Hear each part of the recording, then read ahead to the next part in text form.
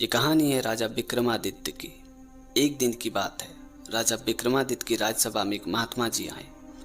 राजा विक्रमादित्य ने उनसे पूछा कि मैं आपकी क्या सेवा कर सकता हूँ। महात्मा जी ने कहा कि बड़ी जोर से भूख लगी, थोड़ी भोजन करा दीजिए। राजा विक्रमादित्य ने महात्मा जी को भोजन कराने का आदेश दे दिया। जब भोजन सामने आया तो महात्मा ने रोटी देख के राजा विक्रमादित्य से कहा कि राजन, आपने जो भोजन इस थाली में रखा है वो हक का तो है ना, यानी अधिकार का। ये बात सुन के राजा विक्रमादित्य चौंक गए कि ये हक का भोजन क्या होता है। राजा विक्रमादित्य ने कहा कि आप बताइए, मैं तो पहली बार सुना हूँ कि हक का भी कोई भोजन होता है। ये बात सुन के महात्मा ने कहा कि आप गांव में जाइए, वहाँ आपको एक बूढ़ा व्यक्ति मिलेगा, उनसे पूछिएगा कि हक का भोजन क्या होता है, हक का भोजन किसे कहते हैं। जब राजा विक्रमादित्य बताए गए पते पे पहुंचे तो वहां एक चुलाहा सूत काट रहा था। राजा विक्रमादित्य ने उस बूढ़े चुलाहे से पूछा कि यह हक का भोजन किसे कहते हैं। उस बूढ़े ने कहा कि आज मेरे इस पत्तल में जो भोजन है उसमें आधा हक का है और आधा बेहक का है। ये बात सुनते विक्रमादित्य ने बूढ़े व्यक्ति से कहा कि कृपया ठीक से बताइए, मैं कुछ समझा नहीं, जरा खुल के बताइए, आप कहना क्या चाहते हैं। बूढ़े ने कहा कि एक दिन मैं सूत काट रहा था और अंधेरा हो गया तो मैंने एक दीपक जलाया और मैं अपना काम करने लगा। उस समय मेरे घर के पास से एक जुलूस निकला।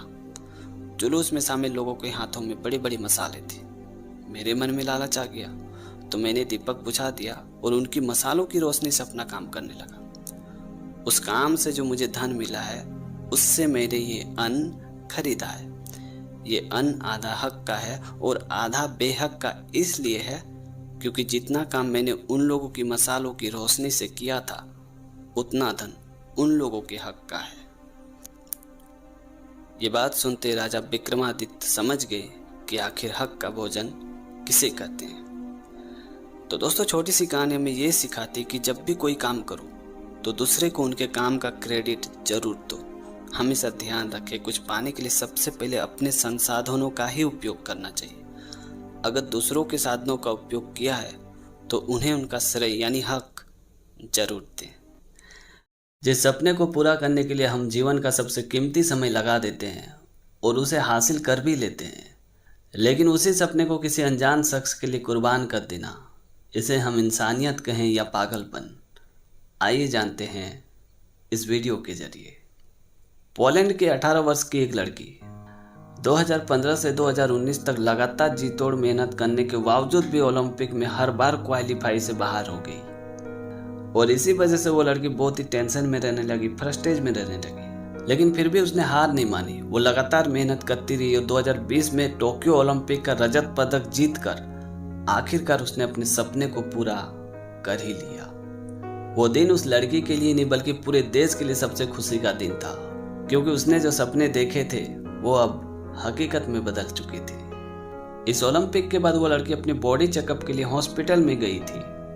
तभी उस लड़की ने देखा कि हॉस्पिटल में एक पति पत्नी जोर जोर से फूट फूट के रो रहे थे। उसने जब रोने की वजह पूछी तो उन लोगों ने बताया कि मेरे 8 महीने की एक बच्ची है जिसकी किडनी में प्रॉब्लम है और उसके सर्जरी के लिए काफी पैसे खर्च होंगे जो हमारे पास नहीं है। शायद अब हम इस नन्ही सी बच्ची को कभी नहीं बचा पाएंगे।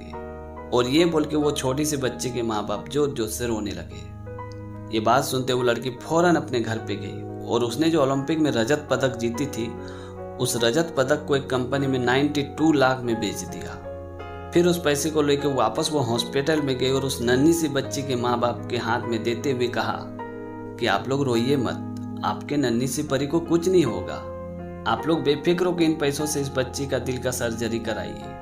और वैसे भी इन पैसों का क्या काम जो हमारे देश के लोगों के काम ही ना आए। और ये बोल के लड़की हॉस्पिटल से वापस अपने घर पे आ जाती है। उस लड़की को इंसान के प्रति मदद देखकर उस कंपनी का मालिक बहुत ही प्रभावित हुआ जिस कंपनी में उस लड़की ने अपने मेडल को बेचा था। उसके बाद उस कंपनी के मालिक ने उस लड़की को उसका मेडल वापस लौटा दिया। महान खिलाड़ी के साथ साथ इंसानियत का दिल रखने वाली उस महान हस्ती का नाम था मारिया आंद्रेजस्की। तो दोस्तों, आज की टॉपिक आपको कैसी लगी कमेंट करके ज़रूर बताना। और अगर आपने हमारे चैनल को अभी तक सब्सक्राइब नहीं किया तो प्लीज़ यार चैनल को सब्सक्राइब कर देना, क्योंकि इस तरह का कंटेंट मैं हमेशा अपने चैनल पे लाते रहता हूँ। तो आज के लिए इतना ही, मिलते अगली वीडियो में एक नई टॉपिक के साथ, एक नई कहानी के साथ। तब तक के लिए जय हिंद, वंदे मातरम।